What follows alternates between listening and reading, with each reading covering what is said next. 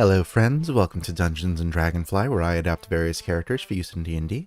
I'm Dragonfly9078, and today I'm building the Wonderful 101. So what do we want from this build? Well, first of all, we need to be superheroes. The 101 have special suits that give them superhuman abilities, especially when used in unison with other members. In particular, each member can create one of a few specific types of giant energy weapons formed from the team's bodies, and they all have different elemental properties and such.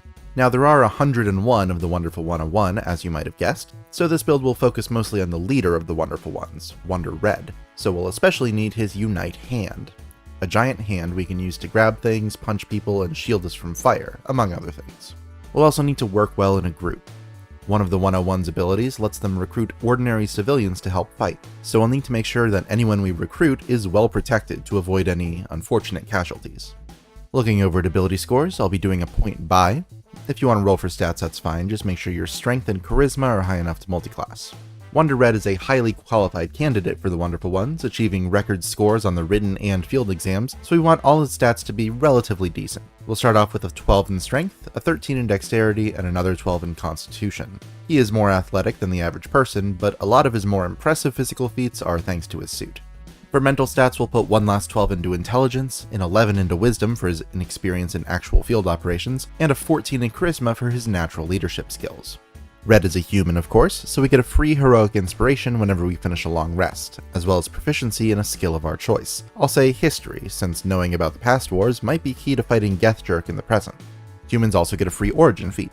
We'll go with Magic Initiate, pulling 2 cantrips and a first level spell from the Druid spell list. Thorn Whip uses Wonder Pink's Unite Whip to punish enemies, dealing piercing damage and pulling them closer on a hit. And Frostbite uses the icy power of Wonder White's Unite Claws to deal cold damage to a creature who fails a Constitution save, along with giving them disadvantage on their next weapon attack. For our first level spell, Jump casts as a bonus action and gives a creature we touch the ability to jump up to 30 feet by spending only 10 feet of movement once per turn for a minute. Doesn't take concentration either, so we can help out our new recruits by letting them Wonder Jump with us as well. We can cast Jump for free once per day and with spell slots afterwards, and we use Charisma as our spellcasting stat for all 3. We're going to use the House Deneth Air background from Eberron, since in addition to bumping up our Strength, Constitution, and Wisdom by 1 each, and giving us Insight and Perception proficiencies, it's the best way to get the Mark of Sentinel. Only instead of a magic birthmark that means we're part of a particular noble house, our Mark of Sentinel will be the pendant we use to call on our Sentinel suit. Our mark lets us add a d4 to any Insight and Perception checks we make, and we get a number of Sentinel spells added to the spellcasting lists of all of our classes. We always have the Shield spell prepared, and can cast it once per day for free and with spell slots afterward for a quick Unite Guts, to block attacks by using our reaction to boost our AC by 5 until our next turn. Sentinels are also Vigilant Guardians, a number of times per day equal to our proficiency bonus. When a creature within 5 feet of us is hit by an attack, we can use our reaction to switch places with them, taking the attack in their place. We're going to start off as a bard, giving us any 3 skills, I'll say Arcana, Athletics, and Acrobatics. We also get Bardic Inspiration, a pool of d6s equal to our Charisma modifier that we can hand out with our bonus action and that refills on a long rest. A creature we give an inspiration to can spend it on one attack, ability check, or save that they make in the next hour. For our cantrips, we'll grab Message for short-range comms and True Strike to attack with our Unite Morph. We make an attack using a weapon we're proficient with and can use our Charisma instead of our Strength or Dexterity for the attack. We can also have it deal radiant damage instead of the weapon's normal type, and as we level up and grow our team, the Unite Morph gets bigger and therefore deals more damage, to a max of 3d6 extra damage. First level spells at this level are Thunderwave, a short-range blast of thunder using Wonder Yellow's Unite Hammer that can knock people away, and Featherfall so we can survive our Wonder Jumps, as well as our dramatic 3-point landings at the start of each mission. The Wonderful Ones come from a wide variety of professions and walks of life, so we get Jack of all trades at 2nd level to add half our proficiency bonus to any ability checks we make that don't use the full thing. Then we'll bump our athletics and history proficiencies up to expertises. At 3rd level, we'll join the College of Dance. The Wonderful 101 is a send-up of Sentai and Tokusatsu, so we'll need to nail the poses. Dance bards get Dazzling Footwork, which is actually 4 abilities in a trench coat that all apply if we aren't wearing armor or using a shield. Dance Virtuoso means we get advantage on performance checks that involve dancing. Unarmored Defense makes our AC 10 plus our Dexterity and Charisma modifiers. Technically the Sentinel suits are armor, but they don't restrict our movement, they do provide more protection than light armor would, and they can be summoned up at the speed of thought. So I'm comfortable just having constantly active unarmored defense instead of trying to call them armor. Agile Strikes lets us make an unarmed strike whenever we spend a use of our Bardic Inspiration as part of our action, bonus action, or reaction. And Bardic Damage lets us use Dexterity for our unarmed strikes instead of Strength, as well as making them use the same die as our Bardic Inspiration die for their damage. Our second level spells leverage the teamwork of the Wonderful Ones. Borrowed Knowledge temporarily gives us proficiency in a skill of our choice, and I think an argument could be made for allowing it to grant tool proficiencies as well. An Enhance ability gives a creature advantage on checks using the ability score of our choice, like an ongoing help action. It's a lot easier to lift a heavy object or solve a puzzle when there's a bunch of friends lending a hand. Fourth level gets us an ASI to round up our Dexterity and Constitution to 14 each, and the Starry Wisp cantrip uses Wonder Green's Unite Gun to shoot a creature within 60 feet, dealing up to 4d8 radiant damage, and highlighting them so they can't turn invisible. Our Bardic Inspiration die bumps up to a d8 at 5th level, as does the damage of our unarmed strikes, and we get Font of Inspiration, letting us get our Bardic Inspiration dice back at any rest, not just long ones. We can also burn a spell slot of any level to get one back whenever we want, if we really want to.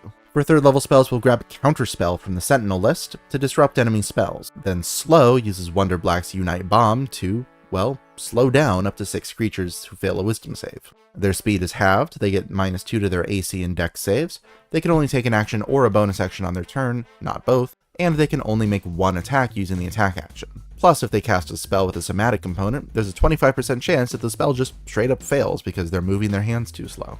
6th level Dance Bards get some fancy moves. With Tandem Footwork, when we roll initiative, we can spend and roll a Bardic Inspiration die to add the result to our initiative and the initiatives of any of our allies within 30 feet of us. Then Inspiring Movement lets us use our reaction to spend a use of our Bardic Inspiration and move up to half our speed when an enemy ends their turn within 5 feet of us. Then, one ally within 30 feet can do the same with their reaction. None of that movement provokes opportunity attacks, but since we are spending a Bardic Inspiration die using our reaction, we can make an unarmed strike with this, thanks to Agile Strikes. Our spell at this level is Motivational Speech, to give a passionate, minute-long speech and inspire up to 5 creatures. They all get 5 temporary HP and advantage on Wisdom saves, like, for example, saves against fear. Plus, if they get hit by an attack, they get advantage on their own next attack. The spell lasts for an hour, but if a creature loses all the temp HP before then, it ends for that creature. Counter Charm got a facelift in 5.5e. Whenever we or a creature within 30 feet of us fails a save against being charmed or frightened, we can use our reaction to try to snap them out of it, letting the creature re-roll the save with advantage. Then Backlash is a fun new spell. As a reaction, when we take damage, we can reduce the damage by 4d6 plus our Charisma modifier. Then, if the damage was from a creature within 60 feet, we can bounce that energy back at them, dealing 4d6 force damage if they fail a con save, half on a success. Our next ASI bumps our Charisma up to 16, then we get 2 more Expertises. We'll go with Acrobatics and Perception. Now that we've got access to 5th level spells, we can get our Unite Hand with Bigby's Hand off the Sentinel list. We create a large hand made of magic. When we cast the spell and as a bonus action while it exists, we can move it up to 60 feet and make it do one of a few different things. The Clenched Fist punches a target next to it, dealing 5d8 force damage on a hit. The Forceful Hand tries to shove a huge or smaller creature. They make a strength save. On a fail, the hand pushes them a number of feet equal to 5 plus 5 times our Charisma modifier, which is currently +3, so a total of 20 feet at the moment. The Grasping Hand grabs a huge or smaller creature and tries to grapple it. While it's holding a creature, we can use our bonus action to crush them, dealing 4d6 plus our Charisma modifier bludgeoning damage. And finally, the Interposing Hand gives us half cover against attacks and other effects that pass through it, along with counting as difficult terrain for our enemies. Unite Hand can block fire in the game, and most fire spells use either attack rolls or dexterity saves, both of which half cover boosts, so it's a good fit. At 10th level, our Bardic Inspiration die changes to a d10, as does our unarmed strike damage, and we learn magical secrets. Whenever we learn a new Bard spell from now on, or whenever we change out one we'd already learned, the new spell can come from the Bard list as normal, or from the Druid, Sorcerer, or Wizard lists. With that in mind, we'll pick up Absorb Elements and Flame Strike at this level. Absorb Elements is a first level reaction we can take when we get hit by acid, cold, fire, lightning, or thunder damage, giving us resistance to that type of damage until our next turn, and adding a d6 of that type to the first melee attack we hit with on our next turn. Unite Hand can absorb fire, Unite Sword can absorb lightning, so I think we're set. Then Flame Strike calls in a Justice Missile Strike from the Virgin Victory, dropping a 10-foot radius, 40-foot high cylinder of flame that deals 5d6 fire and 5d6 radiant to creatures in the area who fail a dex save.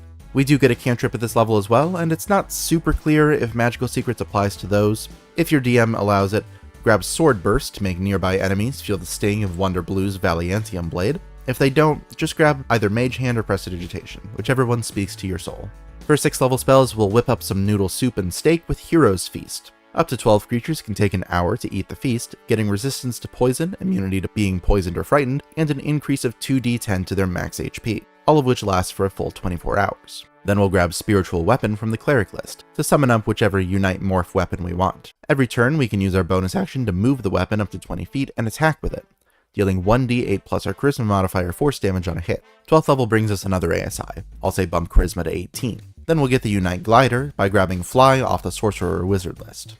The only 7th level spell we really want is one of the most powerful Unite morphs, Wonderful Forever, which fires a giant beam that deals a ton of damage. Prismatic Spray fires off a 60-foot cone of flashing light. Every creature in the area makes a dex save, and we roll a d8 to see what kind of beam hits them. 1 through 5 are pretty standard, 12d6 damage of a certain damage type, half on a successful save. On an 8, they get hit by 2 beams, so we roll to see which 2, re-rolling any more 8s. On a 6, they're restrained and have to make Constitution saves every turn. If they fail 3 saves before they pass 3 saves, then they're petrified. And on a 7, they're blinded, and if they fail a Wisdom save on our next turn, they're teleported to another plane of the DM's choice. We'll also grab the 4th level Conjure Minor Elementals to get our wonderful teammates in on the action. The area within 15 feet of us becomes difficult terrain for our enemies, and whenever we hit with an attack in that area, our teammates join in on the attack, increasing the damage by 2d8 of our choice of Acid, Cold, Fire, or Lightning. The last level we want from Bard gives us Leading Evasion. If we make a Dexterity save against an effect that would deal half damage on a success, we instead take no damage on a success and half on a fail. What's more, if any of our allies within 5 feet are subjected to the same effect, we can share our evasion with them. And our last magical secret spell is Creation for Unite Build. It takes a minute to cast, but we can temporarily create pretty much any object we want. It's limited to a 5-foot cube at its base level, but since we'll be getting up to 9th level spell slots, we can potentially make something up to 25 feet on a side by upcasting it. Now that we're done with Bard, we'll finish out the build as a Paladin. Lay on Hands is a pool of points equal to 5 times our Paladin level that we can spend as a bonus action to heal a creature that we touch. We get to pick a couple of weapon masteries, and we do get martial weapon proficiency from our multiclass, so we'll go with Blue's Longsword for Sap and Yellow's Maul for Topple.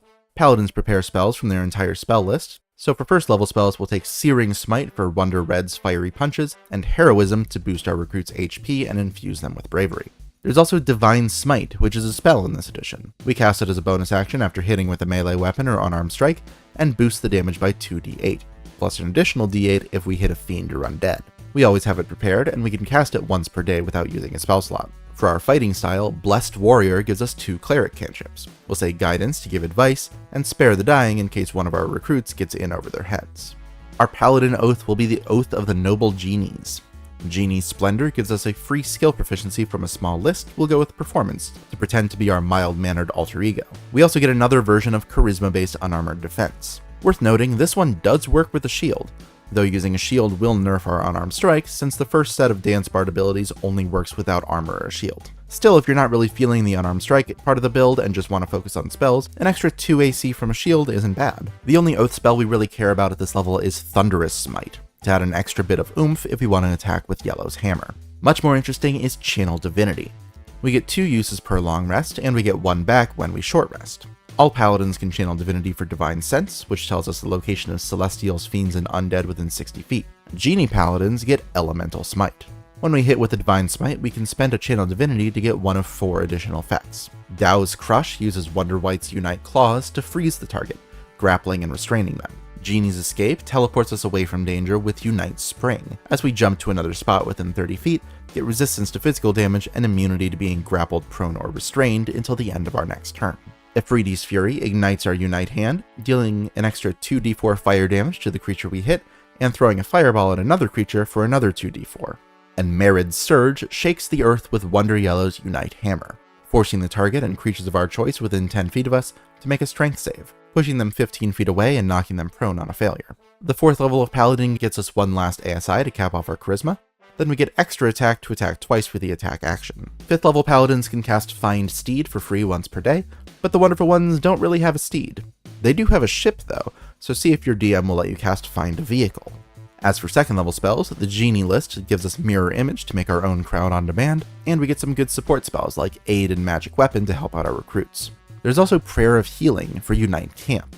Up to 5 creatures heal 2d8 HP and get the benefits of a short rest, though those creatures can't benefit from Prayer of Healing again until they finish a long rest. Our capstone is the 6th level of Paladin for Aura of Protection. We and creatures of our choice within 10 feet of us get a bonus to all saves equal to our Charisma modifier, which is a capped off +5 to all saving throws.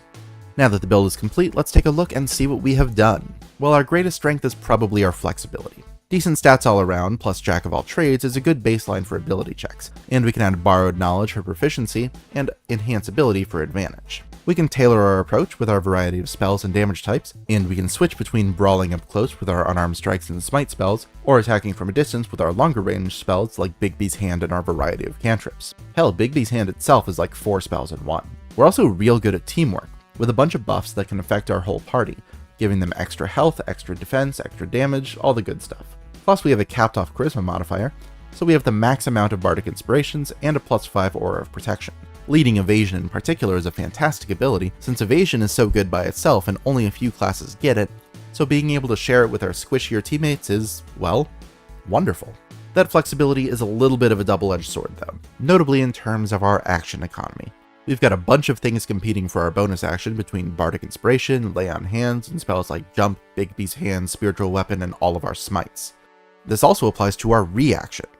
I slightly prioritize getting reaction spells to lean into the wonderful 101's abundance of quick-time events, but that does mean we've got Absorb Elements, Counterspell, Backlash, Shield, Vigilant Guardian from Mark of Sentinel, Countercharm from being a Bard, and Inspiring Movement from our College of Dance. Plus, as a side effect of having so many reaction spells, we can also burn through our spell slots quicker than we might otherwise, making it real important to maintain concentration on our Bigby's Hand.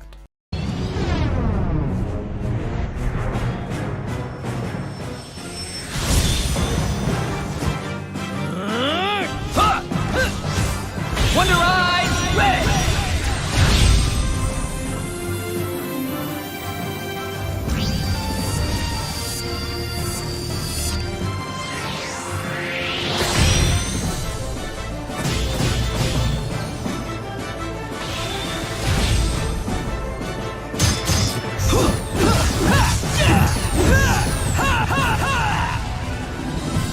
Thank you for watching, friends. I hope you enjoyed the build.